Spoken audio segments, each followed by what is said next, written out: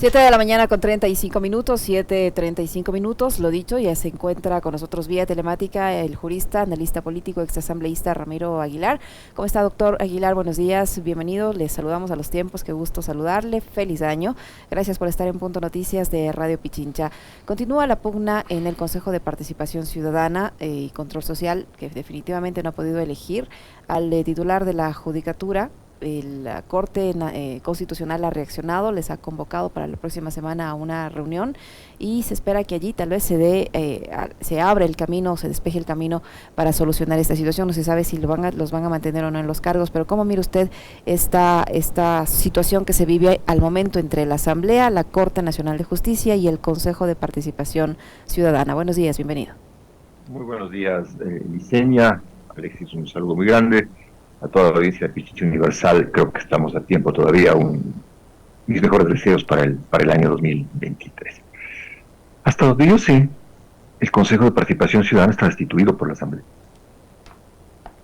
Fue parte de un juicio político, fue destituido en un juicio político, de tal forma que la Corte Constitucional lo que debería hacer es entender que los vocales del Consejo de Participación Ciudadana que han sido destituidos legítimamente por la Asamblea no tienen vela en el entierro, no tienen ninguna participación, ninguna legitimidad, ninguna competencia, y en consecuencia pedirle a la Asamblea Nacional que posesione a los vocales alternos para que termine su gestión hasta que sean sustituidos, porque se van a ser electos ya mismo en las elecciones de febrero de este año. En cuanto a la pugna en sí misma, es decir, a quién se designa presidente del Consejo de la Judicatura, creo que sería inútil pasar a ese punto, porque todos los ciudadanos sabemos que el Consejo de Participación Ciudadana fue destituido por la Asamblea. Cualquier gestión de cualquier otro órgano del Estado que avale lo hecho por este Consejo regresado por una espuria acción de protección, implicaría desde luego desconocer una acción legítima de la Asamblea y aupar este negocio que se ha dado ahora, este nuevo emprendimiento judicial, que es dar acciones de protección en donde quiera y por cualquier cosa. Hola, doctor, qué gusto, como le decía a Licenia también, enviarle los saludos de Año Nuevo, que tenga un gran 2023, hoy es Día de Reyes, de paso, feliz Día de Reyes. A ver, este despelote, porque no encuentro otra palabra para llamarle de forma más coloquial a este caos que vive el país, es un despelote que, digamos, tuvo un punto de partida, si se quiere, en un país que tampoco es que ha tenido instituciones tan fuertes, tan sólidas históricamente, pero lo que estamos viviendo hoy en día, sin duda, es una novela de terror que probablemente no la hemos visto con tanta profundidad antes. Instituciones débiles las hemos tenido siempre, nuestra democracia es una ficción, yo soy de los que cree eso, pero no hay que conformarse con eso. Quedarnos con eso sería entrar en un estado de comodidad que no nos conviene a nadie, ¿no? Pero lo ideal sería tener instituciones sólidas, instituciones que puedan sobrevivir y que sobrepasen a una persona, a un personaje, a las aves de paso, que son los funcionarios que están ya sea en Carondelet, en el Parlamento, en cualquier otra de las funciones del Estado o organismos de control. Pero este estado de caos, este despelote que vivimos actualmente, es provocado, le conviene a alguien, doctor Aguilar, y por qué no hay, digamos, por lo menos algún tipo de luz como para tratar de resolver este problema y que el país pueda entrar o retomar un cauce. Empecemos por el final. ¿A quién le conviene esto? Sin duda le conviene al gobierno. Así es. Un gobierno como el de Lasso, que ayer escuchaba encuestas, el 80% de los ecuatorianos repudia su gobierno, el 80% de los ecuatorianos no le cree, apenas un 15% le cree y un 15% aprueba su gobierno, que es un 15% de extrema derecha que toda sociedad tiene. Pero si un gobierno, antes de llegar a su año 2, tiene el 80% de los ciudadanos de su país, de los ciudadanos y ciudadanas de su país en contra, entonces el negocio de ese gobierno es como el prestidigitador, como el mago de feria, como el que mueve los naipes, ¿no? El tratar de confundir el tratar de generar el caos, el hacer que la mano sea más rápida que la vista, para que el ciudadano y la ciudadana se fijen en el movimiento de la mano, es decir, estos líos entre el Consejo de Participación Ciudadana, la Asamblea Nacional, y no fije la vista en el actor, y el actor es un gobierno inepto, competente, de funcionarios de muy, muy bajo perfil, y en esos funcionarios de bajo perfil además se puede esperar cualquier cosa, porque el funcionario de bajo perfil, que además está agradecido porque le hayan dado un cargo, lo que hace es bajar el lomo, dice, a ver, hagamos nomás cualquier cosa. Eso explica quizá, Alexis, el escenario incierto y caótico en el que vive la institucionalidad, en el que vive la institucionalidad del país. Pero, a ver, son funcionarios de bajo perfil, pero que sin embargo, vuelan muy alto y que representan intereses muy, muy fuertes y poderosos. O sea, yo regreso a ver y digo, capaz es un perfil muy bajo el de Pablo Arosemena, no sé qué tanto, porque hasta aspiraba a ser alcalde de Guayaquil, y era representante de las cámaras y de un sector empresarial del Guayas. El señor Iván Correa, entiendo que también es un hombre que está muy vinculado al tema de los negocios y es el secretario de la administración pública. Regreso a ver al señor Fabián Pozo y ha estado metido también en algunos temas de aduanas, por ejemplo, de los cuales ya nadie habla en este país. Regreso a ver y veo que hay un ministro de hidrocarburos que ha estado toda la vida vinculado con las empresas transnacionales que le han sangrado al Ecuador. Entonces, digo, tampoco tienen un perfil muy bajo y tienen unos intereses muy bien definidos. No, perfil bajo tienen, y además tienen capacidad, son de cilindraje reducido, o sea, son de alta capacidad, de alta capacidad de carga, pero de cilindraje reducido. ¿Sí? Y esa alta capacidad de carga hace que tengan ambiciones muy, muy altas. Pero, obviamente, como son personajes de poca capacidad, no ven las consecuencias y el alcance del daño que le están haciendo. No ven las consecuencias de lo que están haciendo, porque este gobierno se va a acabar, y Alex, se va a acabar en 2 años cuando acabe el periodo presidencial, pero los daños que este tipo de gobiernos, al igual que el gobierno de Lenín Moreno, dejan, son daños que le cuestan al Ecuador para superarlos y repasarlos muchos años a futuro. Muchos años a futuro. Pero son audaces, piensan en su propio beneficio. Ese es el gobierno de Lasso, y Lasso, lo he dicho varias veces, gobierna en unas 4 paredes de Carondelet. O sea, para más de ejemplo, las mesas de diálogo con la CONAIE, y por cierto estoy muy de acuerdo con usted, Alexis, muy de acuerdo con usted, alejaránse de paros, ¿no? O sea, los paros de la final nos masacran al resto de los ciudadanos y la CONAIE termina sacando los restos. O sea, entra al 40 y saca su pozo, saca. Y el resto del país queda jodido. Así que ya pararán los paros, señorita. Pararán, y que pueden decirme lo que quieran, pero ya, el Ecuador está a caminar, trabajar, caramba, estamos jodidos. Y no podemos seguir jodidos con la CONAIE, con los paros y con el Estado, porque tenemos que trabajar y vivir aún a pesar de la CONAIE y del Estado. Así es. Perdóneme que lo digo así frontalmente, pero digo con la indignación ciudadano. Aquí no tengo nada yo que ver con la política, ni gano nada con la política. Pero volviendo al tema, como los daños son irreparables, por ejemplo, el paro del año anterior nos jodió en junio y la actividad profesional y comercial no fue la misma hasta diciembre. O sea, para que vean que no es cuestión de la semana y media nada más. ¿Para qué? Como decía Alex, para que nos bajen 15 centavos en el galón de gasolina. Ahora, en ese escenario, yo hablo fuerte y claro, mirando la cara, en ese escenario, el gobierno de Lasso ni siquiera cumple lo que acuerda. Así es. A ver, con las mesas de diálogo dice, a ver, vamos a condonar las deudas de quienes deben menos de $10,000. Llega donde el ministro Arosemena, y el ministro Arosemena le dice, no voy a dejar. Y entonces, bueno, ¿quién es mi interlocutor con el gobierno? ¿Con quién pacto? ¿Quién tiene la fuerza para pactar? ¿Quién tiene la fuerza para sostener su firma? Porque si me mandan a negociar con unos ñatos que después no tienen la fuerza para sostener lo acordado, ¿con quién negocio? Y eso pasa en todos los escenarios del gobierno, en los escenarios de seguridad, en los escenarios económicos, en los escenarios de política social, en los escenarios de inversión pública. Revisen ustedes la ejecución presupuestaria del ejercicio económico anterior, debe estar en el orden del 60-70%. Es decir, el gobierno de Lasso trabajó el año anterior al 60%.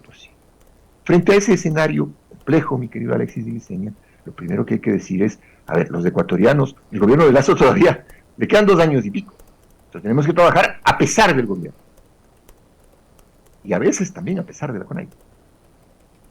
Doctor, pero parece que esta suerte de comodidad que siente el gobierno con las autoridades que están ahora al mando, por ejemplo, de la función judicial, del mismo Consejo de Participación Ciudadana, entre otras entidades, se va a quedar permanente durante los 2 años y pico que le faltan de gestión a través de esta consulta popular, si es que la gana. Todo indica que va a ser así, se van a quedar por mucho tiempo en funciones prorrogadas por la consulta popular. En este punto y con todas las cosas que usted ha mencionado, el tema de las paralizaciones, el tema de la crisis política, ¿hasta qué punto esa consulta popular va a ser bien vista por la población o nos va a resolver en algo esta situación? Un país serio con una democracia reflexiva, a un gobierno que tiene el 80% de rechazo y apenas el 14 o 15% de credibilidad, debería decirle no a todas las preguntas, ¿no? Porque es una trampa del gobierno para buscar legitimidad. Y el gobierno de Lazo se ha demostrado siempre como un gobierno mentiroso, pero mentiroso a morir. En 100 minutos cambio el país. Ahí está, llevamos casi 2 años. Es la última crisis carcelaria, ha habido 3 más. Pero lo ha cambiado, estamos con más índice de inseguridad, por ejemplo. Lo ha cambiado para peor, como decía un amigo mío, o sea, él lo cambia para peor, en términos criollos decía, lo apeora, ¿sí? Pero no podemos vivir retrocediendo, pues no podemos vivir perjudicándonos, porque un gobierno que trabaja para peor, perjudica a cada uno, y así lo reconoce el 80% de los. Entonces, caer en la trampa del gobierno de ponernos a hilar pregunta por pregunta, cuando ninguna de las 8 preguntas van a cambiar la vida del gobierno, van a mejorar el nivel de vida, es absurdo. Cosas muy puras. Pero no obstante, el gobierno de Lazo hace una cosa muy hábil, perversamente hábil, maliciosamente hábil, y es que transforma la consulta en un tema de quién está a favor o en contra del narcotráfico. Que no tiene nada que ver. Y dice, si usted vota en contra de la consulta, entonces usted es narcotraficante. Si usted es un político que está en contra de la consulta, entonces es un político influenciado por la narcopolítica.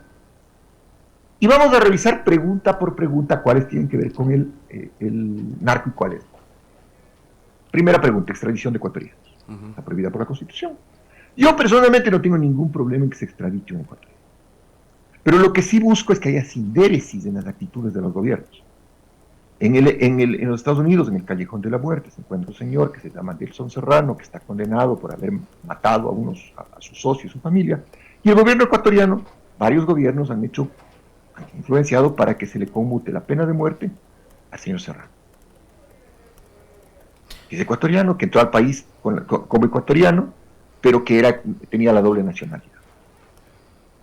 Entonces hay esa doble fase. Pero si usted me pregunta si la extradición de los ecuatorianos va a disminuir el narcotráfico, quiero decirle a los oyentes lo siguiente y muy claro. Cuidado, piensen que si se aprueba la extradición, las cárceles ecuatorianas se van a vaciar y todos van a ir a los Estados Unidos a purgar sus penas por narcotráfico. Falso.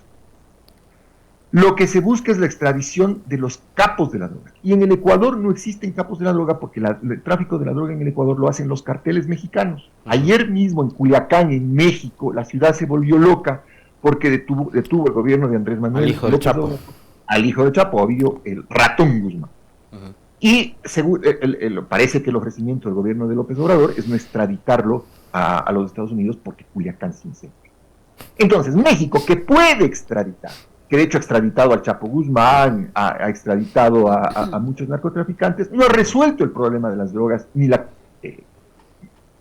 concentración, el hacinamiento de sus cárceles, porque tiene extradición. Colombia tiene extradición, y no obstante no ha resuelto el problema del narcotráfico. Pero no se convierte, como dicen del lado del gobierno y los analistas jurídicos que están partidarios de esta opción, que se convierte en una herramienta para la lucha contra el crimen organizado, por ejemplo. Al menos eso es lo que nos están diciendo, que tenemos que apoyar esa pregunta porque con eso va a mejorar la seguridad y se va a luchar contra el crimen organizado.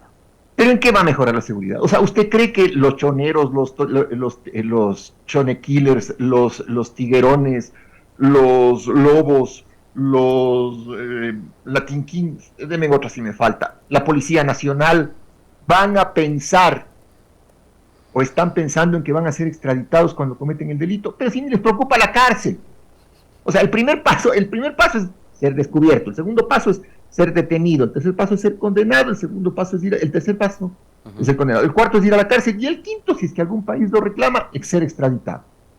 Ni el delincuente no piensa en la consecuencia final, porque las condiciones del delito, de la inseguridad, del hecho de que estén reinando las bandas en el país, no es por el miedo a ser extraditados o no. Les repito, a mí no me estorba. Si me dicen que se extradite, que se extradite.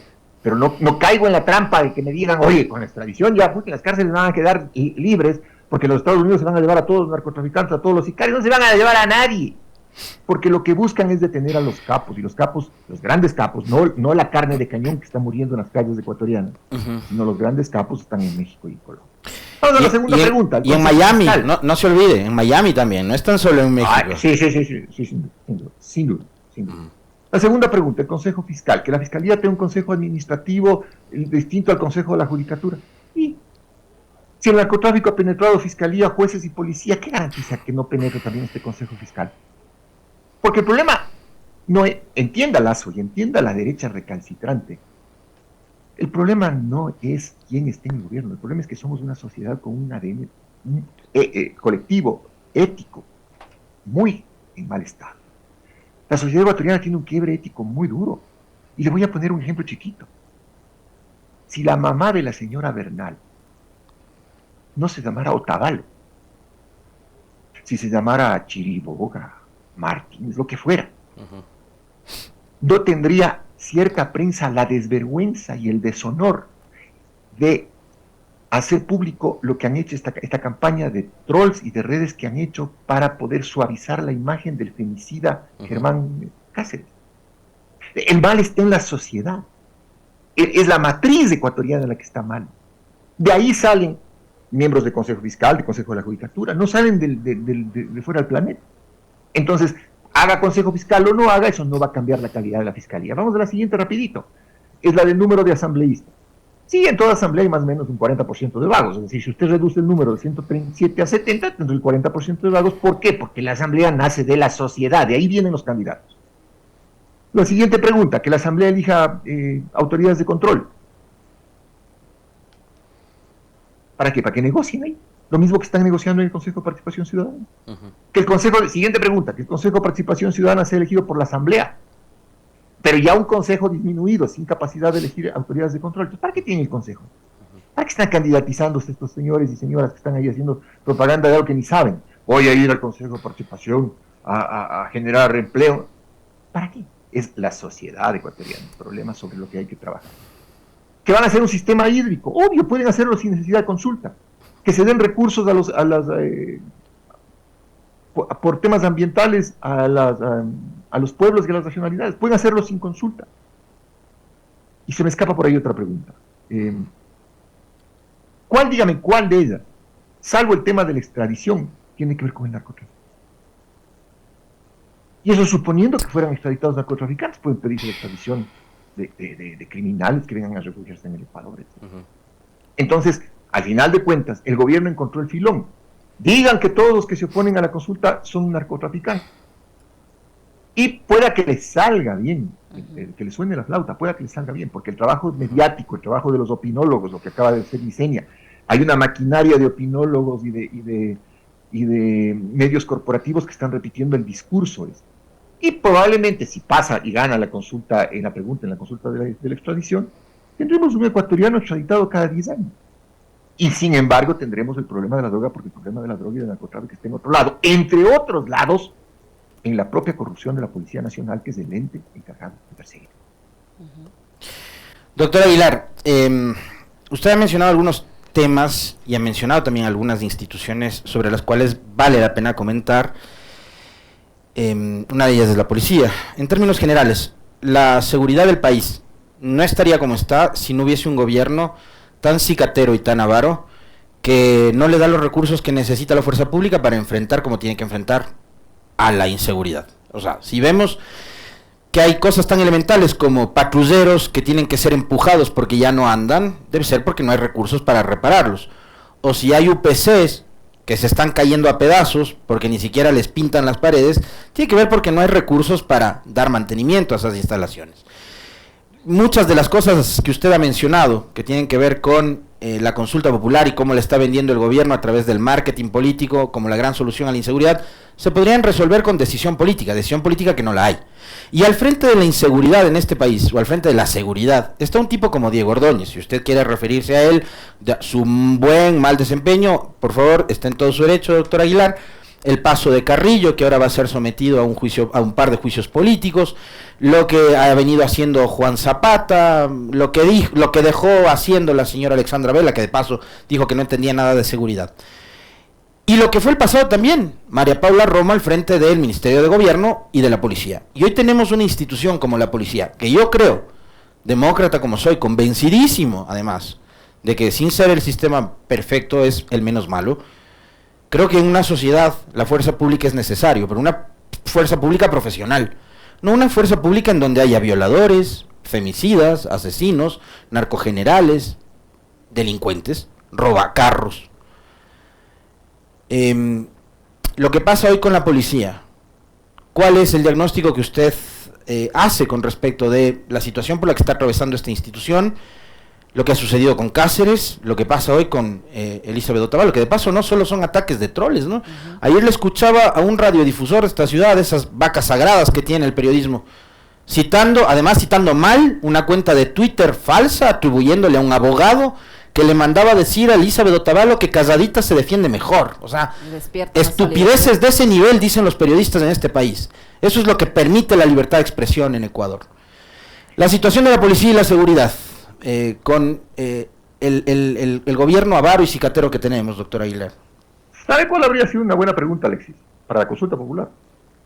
¿El Ecuador quiere una policía civil o quiere una policía paramilitar como la que tiene? ¿Quiere una reestructuración total de la policía o no? Gran pregunta. Correcto. Gran pregunta que nos abocaba a los ecuatorianos a debatir el tipo de policía que queremos.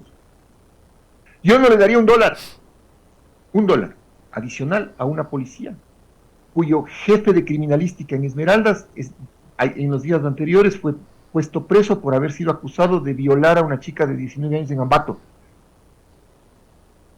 Oigan, pero ni los chimpancés, pues, o sea, yo cada noticia que abro de la policía está vinculada con delitos sexuales, con agresiones sexuales. Es un comportamiento de este tipo de policías degenerados, pervertidos, un comportamiento totalmente anormal.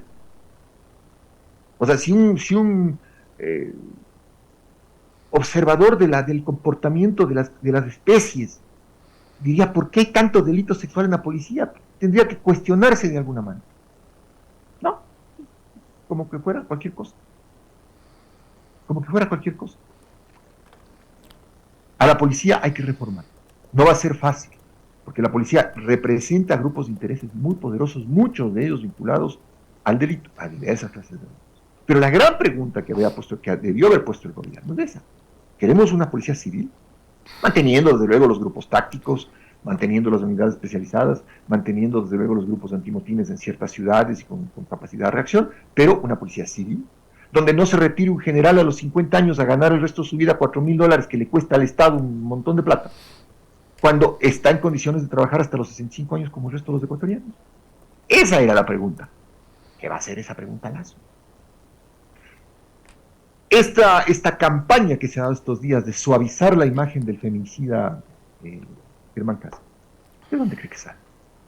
Alguien tiene que estar pagando esto porque una persona con un dedo de frente, salvo el radiodifusor que usted menciona, que ya debería hacerse un test sobre Alzheimer, que algo falla ahí, pero salvo él, que debería pasar al siguiente día por el médico y decir, oiga, estoy hablando disparates. El resto, eso no se hace voluntariamente. Pues nadie puede suavizar la imagen de un tipo que tortura, desolla, mata, esconde un cadáver, se fuga. Pero le repito, también ahí percibe un comportamiento clasista. Si la señora mamá de la abogada Bernal no tuviera el apellido Otavalo, sino un apellido distinto, no tendrían este comportamiento. Por Dios, hay que decirlo de una sola vez. Qué vergüenza. Qué vergüenza. Y sobre el caso, ya que topamos el caso de Elizabeth Otavalo, doctor, rápidamente le pido un análisis de cómo va a avanzar este proceso, tomando en cuenta precisamente esta campaña, ¿no?, que se ha implementado para tratar de lavar la imagen del principal sospechoso en este caso, el hecho de que lo hayan trasladado supuestamente por motivos de seguridad a la ciudad de Guayaquil cuando el proceso se va a cumplir acá en la capital de la República, el hecho que se haya presentado la acusación particular contra otro de los procesados, el subteniente Camacho. Se dice que la próxima semana se va a hacer lo propio con la cadete Jocelyn S. ¿Cómo mira usted cómo se está desarrollando este proceso? ¿Qué perspectivas podemos tener del mismo, o se está creando ya el ambiente para que quede en la impunidad? Liceña, cuando la producción de la radio me invitó a la entrevista, me dijeron, ¿podemos opinar del tema Bernal? Y yo les dije que no, por una razón. Yo soy abogado de profesión y no opino de un proceso si no lo leo. O sea, no me sentiría cómodo, a diferencia del radiodifusor ese que cita tweets. Y ya desde el punto de vista humano, me cuesta leer las noticias sobre ese caso porque me espeluzna. O sea, el grado de crueldad, de encubrimiento de la policía, le digo, me espeluzna. Entonces, no tengo el detalle de lo que ocurre en el caso, no sabía, por ejemplo, que se iban a presentar acusaciones particulares y demás, y como no tengo el detalle, no quisiera opinar sobre la línea fina del caso. Lo que sí pido es justicia, porque no puede quedar esto en impunidad. Y pido una justicia que además revele hasta qué punto la policía funcionó como un elemento encubridor del criminal para sacar el cadáver de la señora Bernal de la Escuela de Policía. ¿Y por qué los cadetes en el entorno del crimen no ayudaron a la señora Bernal? Eso pido porque esa verdad necesita el país. Esa verdad necesita el país. ¿Qué pasó? Lo demás es parte de un proceso judicial. Supongo yo que Cáceres se defenderá, habrá un juez imparcial que juzgue, un fiscal que cumpla con su trabajo y maneje la acusación, pero ¿qué verdad esencial necesita la sociedad ecuatoriana? Necesita la verdad esencial de saber hasta qué punto la policía está gangrenada y hasta qué punto se agravó eso con este encubrimiento del crimen de la señora Bernal en la Escuela de Policía. Doctor Aguilar, entendiendo que usted ya no es un actor político en activo, no es candidato, pero yo valoraré siempre, además veo el color de su chompa, medio sugestivo por ahí, pero siempre voy a valorar su criterio y su lucidez en el análisis político.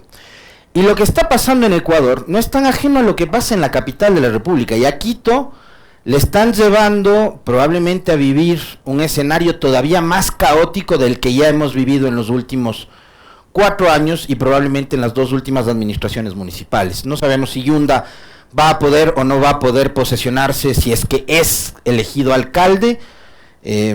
Yo la verdad es que no le tengo mucha fe al electorado de este país hace mucho rato.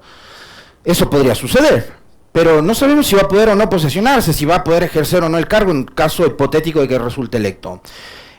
Lo que pasa en Quito, lo que viene pasando en Quito desde mayo del 2014, en que fue elegido Mauricio Rodas, una administración bastante mala, y 2 administraciones posteriores que también han sido del mismo talante, ¿no? La de Yunda y la de Guarderas. Y lo que está pasando hoy con Quito es lo que podría suceder el 5 de febrero de este año.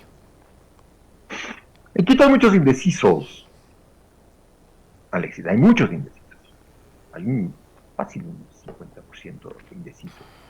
Entonces, ¿qué es lo que está pasando en la carrera por la alcaldía de Quito? Primero que se acaba de prender, es decir, la ciudad de Quito es muy particular, en diciembre se apaga, además tuvimos el Mundial, entonces recién la gente como que está diciendo, a ver, nos toca elegir en la primera semana de febrero alcalde.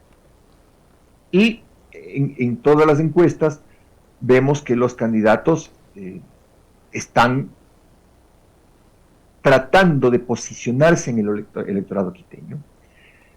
El tema Yunda. A Yunda, yo le preguntaría de entrada, ¿cuántos Guarderas puso esta vez en su lista de concejales? Precisamente por lo que usted acaba de decir, Alexis. Si ya le tienen cocinado la salida en el evento de que ganar, y en democracia es perfectamente posible que gane, entonces de una vez ahorrémonos del viaje, pues, y digámosle a Yunda, oiga, ¿y cuántos Guarderas puso usted en su lista de concejales? Porque el responsable de que el señor Guarderas, que no puede hacer ni un viaje demostrativo del metro en la ciudad de Quito, esté como alcalde, es Yunda. Es verdad que le traicionaron, que le virlaron la alcaldía, todo es cierto, pero antes Yunda y Guarderas eran amiguis, pues, y Guarderas, y Yunda pidió el voto para Guarderas y le hizo que le elijan vicealcalde de Quito. Entonces, es la primera pregunta que yo haría, señor Yunda, ¿cuántos Guarderas puso esta vez en la lista de concejales? Porque Quito es el que padece a sus Guarderas. La segunda cosa que yo diría es esencialmente que al gobierno de Lazo le interesa que Yunda gane la alcaldía precisamente por lo que usted acaba de decir, mi querido. Un alcalde que va a llegar con rienda corta, es decir, dependiendo de que el Tribunal Contencioso Electoral termine de fugarle o no sus derechos políticos, queda a manos del gobierno. Un gobierno que le interesa tener una ciudad como Quito con un alcalde que diga no marchas, no me manchen el adoquín, y que no reclame recursos para la ciudad, cuando el primer reto de todos los alcaldes y prefectos electos del 2023 será reclamar recursos para sus provincias, recursos que no los entregue el gobierno central. Y la tercera cosa es que la campaña es campañando. Es decir, tampoco demos por vencida la candidatura de Pavel Muñoz, por ejemplo. La candidatura de Pavel es una candidatura muy fuerte, es una candidatura sólida. A mí me parece el candidato mejor formado, con una noción de políticas públicas que Quito necesita. Tampoco demos por vencidas las demás candidaturas. Espero que, por ejemplo, el número de quiteños histéricos que se decanten por Andrés Páez sea un poco menor, un poco por elegancia de la ciudad, no sé, se demostrará que los histéricos y rabiosos son un poco menos, pero la elección está abierta, Y el debate, que va a ser un debate largo, espero que se concentre en lo que los candidatos quieren hacer por la ciudad, porque si va a ir insulto viene, eso no le beneficia a nada. Nosotros necesitamos agenda. ¿Y sabe cuál es uno de los principales elementos de la agenda para el alcalde? Licenia y Alexis. ¿Qué va a hacer el municipio para dar seguridad a las mujeres? Seguridad en las calles. Mi hija María José me suele decir con papá, tú no sabes lo que es. Mi hija tiene 20 años. Me dice, papá, tú no sabes lo que es ser mujer en Quito. No puedes salir vestida de una manera, no puedes caminar por algunos sitios, te pitan los carros, te molestan, tienes que estar... O sea, es una sociedad compleja de agresión a la mujer. El alcalde tiene que decir qué va a hacer el municipio para que en el ámbito de sus competencias la seguridad a la mujer quiteña, movilidad, contaminación, regeneración urbana, limpieza. ¿Qué queremos de Quito? O sea, sí, ok, Yunda es un tipo que canta bien, está haciendo una buena campaña en redes, ha tenido esta sensación de que sí le robaron la alcaldía, que sí le robaron, pero su primer año de alcaldía, un año que no fue exitoso.